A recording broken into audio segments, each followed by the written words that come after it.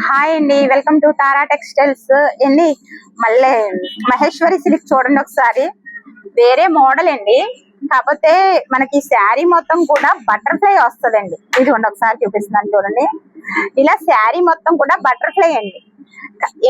ఇలా ఇంచుమించు మహేశ్వరి సిల్క్ లో మహేశ్వరి పట్టని 3500లో కూడా నేను శారీ తీసుకొచ్చానండి.